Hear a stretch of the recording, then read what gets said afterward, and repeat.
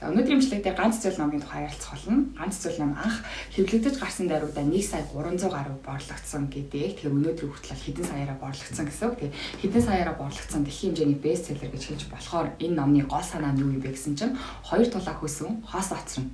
Хоёр тулаа өсөн хас ацрна. За яг хоёр тулааны яг нэг зэрэг хоёулаа нэг чиглэл рүү гүйгээд хамбал хоёр тулааг барьж авч болох ах тий. Гэхдээ яг бодит амьдрал дээр төсөөлөд үзэх юм бол нэг анчин гараад ирлээхэд хоёр тулааны өгөлцөө нэг тишээ гүйхгүй хоёр тишээл гүйх бах тий. Тэгэхээр хэдүүлээ ч гэсэн зүгээр толгой доторх төсөөлөлдөө биш бодит амьдрал дээр туулаа гэсэн өөрхөн зорилгыг барьж авах байгаа хүмүүс бол бодит амьдрал дээр хоёр тулаа өгөлцөө нэг тишээ гүйхгүй хоёр тишээ гүйх учраас бодит амьдрал дээр бол хоёр тулаа өсөн хос ацрна гэдэг нь болохоор энэ номны гол санаагаа.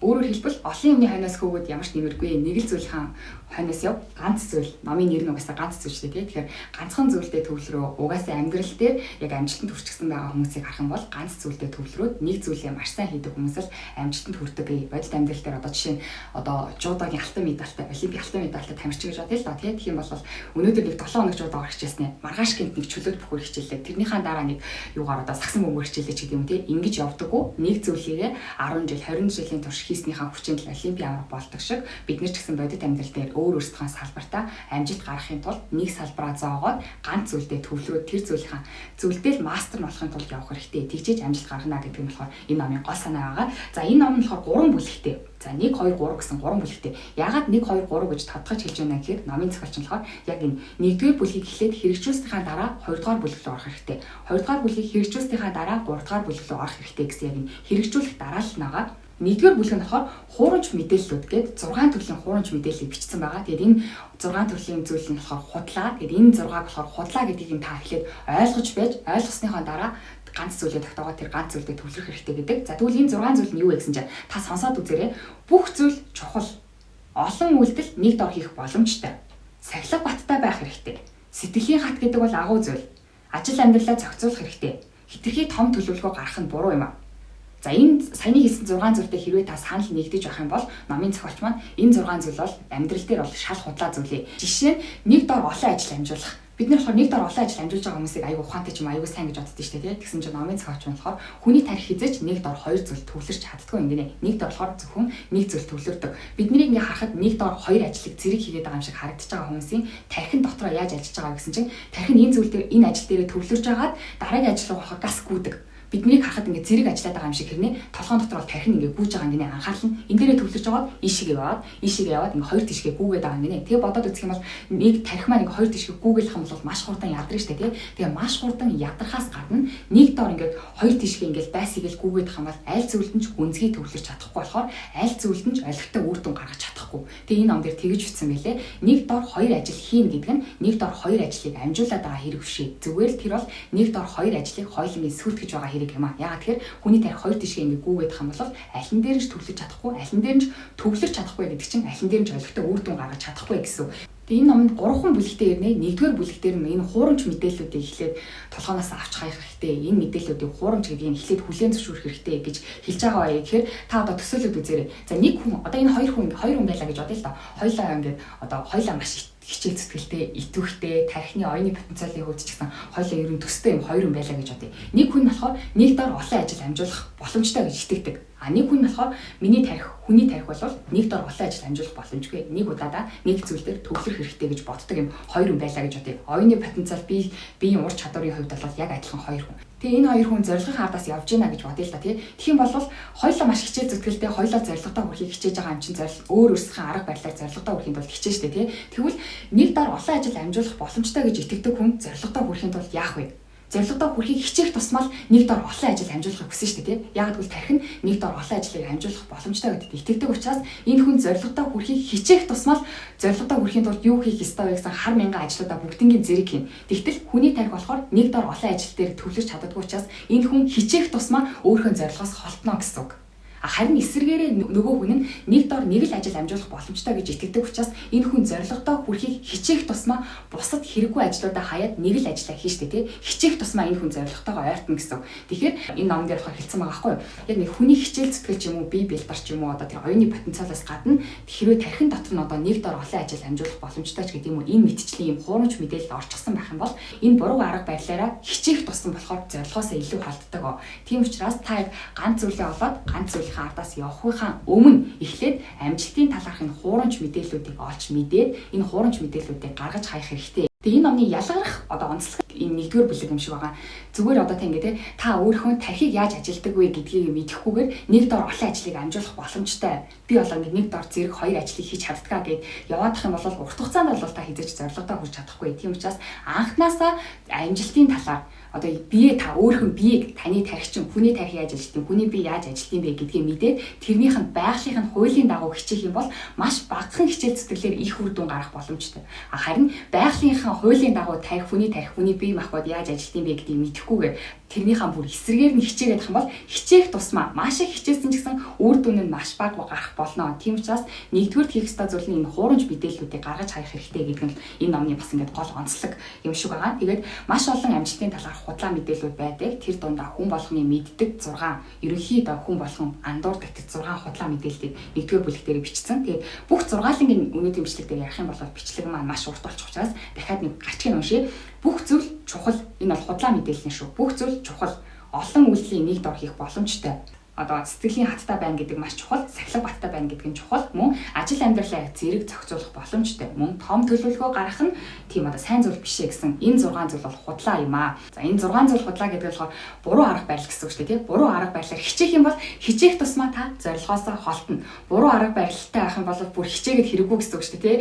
За хичээх тусмаа би зорилгоосоо холдох юм бол бараг юу ч хийхгүй байсан нь илүү дээр шүү дээ, тийм. Тийм учраас нэгдүгээр заавал энэ хуурамч мэдээллүүдийг одоо ойлгох хэрэгтэй шүү. За хоёрдугаар бүлэг дээр нь болохоор яг ганц зүйлтэй төвлөрж байгаа. Номын маань гол сэдвлээ орж байгаа. Нэгдүгээр бүлэг бол бэлтгэл ажил гэсэн шүү дээ, тий. Толгойн дотор байгаа хуурамч мэдээллүүдээ гаргаж харсан.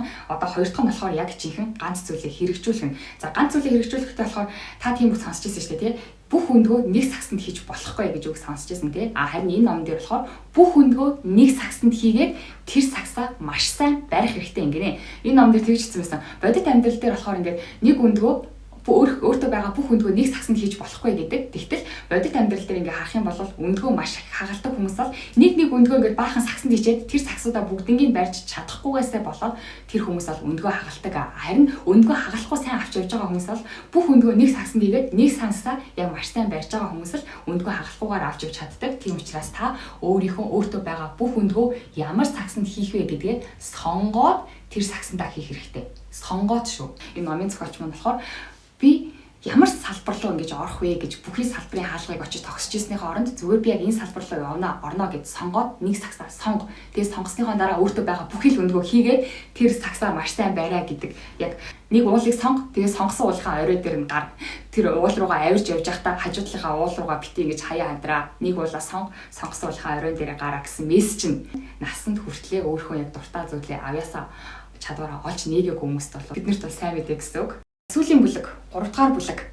Эхлээд бол бид нэгдүгээр бүлэг дээр хуурамч мэдээллүүд, буруу арга барилуудаа гаргаад хайчихсан. 2 дахь бүлэг дээр зүгээр ганц зүйлээ олох биш, ганц зүйлээ сонгох юм байна гэдээ ганц зүйлээ сонгочлоо. За тэгвэл одоо ганц зүйлээ сонгосныхаа дараа ганц зүйлээ тэгээ яаж амжилт олох вэ гэсэн чинь болохоор даалуугаар төлөвлөж хийсэн байлээ. Даалууг ингээд даалуу чинь нэг жижигхэн дөрвөлж хэмжээтэй шүү дээ. Тэгээд тэр даалуунуудыг ингээд босоогоор нь адилхан хэмжээтэйгээр ингээд зайтай тавьчаад босгож тавьсныхаа дараа нэг даалууг нэг захихын даалгавар түлхэхэд арийнхаа даалгавар ингээд унгаагаад явдیں۔ Гинэ. Нэг л даалгаврыг түлхчихэд болно. Тэгэх юм бол бүгднийг унгаач тийм байл да. Тэгээд амжилтанд одоо ганц зүйлээ олчихсан хүн болохоор энэ даалгавар ингэж өөрч тавьдагтай адилхан өрөө тавиад явах хэрэгтэй юм гинэ. За яаж вэ гэсэн чинь за нэгт болохоор нийтдээ өгнө нь болохоор бүх даалгаврууд маань адилхан байх хэрэгтэй. За өнөөдөр таны 300 даалгавар тавьснаа маргааш 400 даалгавар тавиад нөгөөдөр бөөрөнгийн даалгавар тавьж болохгүй. Бүгдээрээ адилхан хэлбэртэй даалгавар байх хэрэгтэй тий.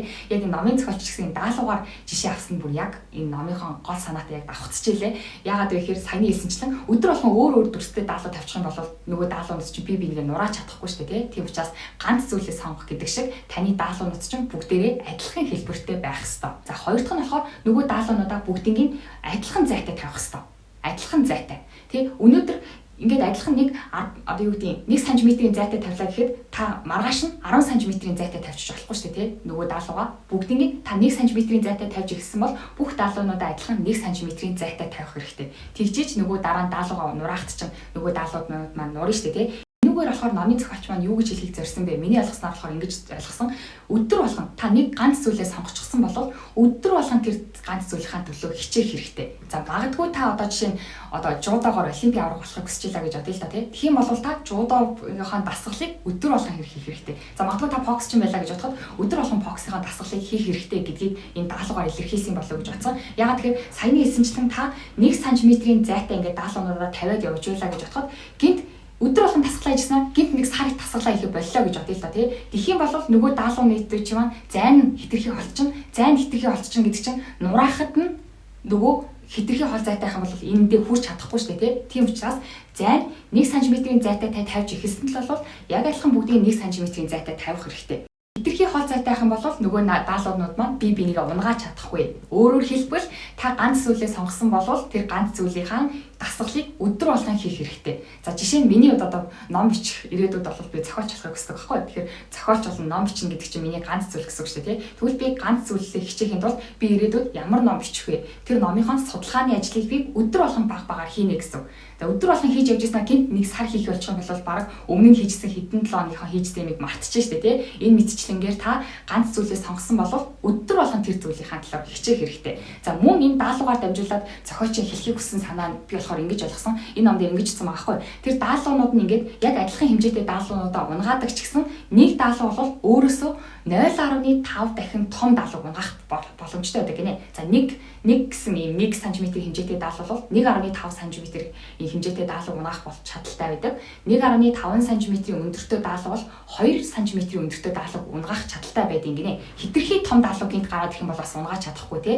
Үгээр бас номын зохиолч юу гэж хэлхийг зорьсон бэ гэхэд миний ойлгосноор өнөөдөр та 1 см-ийн зүйлийг хийсэн бол маргааш 1.5 см-ийн зүйлийг хийх хэрэгтэй. Өдөр болгон нэг үйлдэлээ давтаад ах юм бол яг нэг адилхан зүйлийг хийгээл ах юм бол олигтой гоё үр дүн гарч ирч чадахгүй шүү дээ тий. Тэгэхээр өнөөдөр та хэр хэмжээнд хийсэн бэ? Маргааш тэрнээсээ жоохон ахиулаад хийгээд ах хэрэгтэй. Жоохноор ахиулах хэрэгтэй гэдэг санааг илэрхийлэхийг хүссэн болов гэж бодож байна. Ягаад тэгэхээр нөгөө зуршлын хүчгээ ном байдаг шүү дээ тий. Зуршлын хүчгээ номон дээр хэлсэн байдаг яг тийм спортын хүмүүс ч юм уу, урлын хүмүүс ч юм уу тэр хүмүүсийн айдаг нэг зүйл байдаг гинэ. Тэр нь юу вэ гэсэн чинь анх ингээд ямар нэг зүйлээр хичээлж эхлэх юм бол хүн юу ч мэдэхгүй байхтай тий. Одоо гинт нэг боксер ч юм уу, гинт балетээр хичээлж эхэллээ гэхэд өөрийнх нь чадвар 0 байхад жоохон хичээлэл эхлэх юм бол хүний чадвар маш хурдан өсдөг гинэ. Гэхдээ тодорхой нэг хэмжээнд хүрчгэл юм бол түүнээсээ дээшилж чаддгүй гинэ. Дээшлэхийн тулд маш их хүчтэй зүтгэл гаргах хэрэгтэй. Тийм учраас яг мэрэгжлийн тамирчид өдөр болгон өөрийнхөө чадварыг хэмжиж ахиулахыг зордсон гинэ. Хэмжиж өөрөө ахиулахыг зорихгүй бол хүний чадвар ингээд яг нэг төвшөнд тогтцдог. За жишээ нь одоо гутлаа үдэх гэж бодъё л да тий. Тийм бол бид насан туршдаа фүүзнийхаа үдээсийг үдсэн юм чинь насан туршдаа үдсэн гэдэг чинь уул нь бодоод үзэх юм бол өнөөдөр бид үдээсээ үдэхдээ бүр төгс үдэх ёстой шүү дээ тий. Тэгтэл бид 10 жилийн өмнө 20 жилийн өмнө үдээсээ яаж үддэг байсан яг тэр хэмжээгээр л яг адилхан үдчихэж байгаа шүү дээ тий. Яагаад вэ гэхээр бид үдээсээ үдэхдээ юу ч боддоггүй зүгээр л үдчихдэг.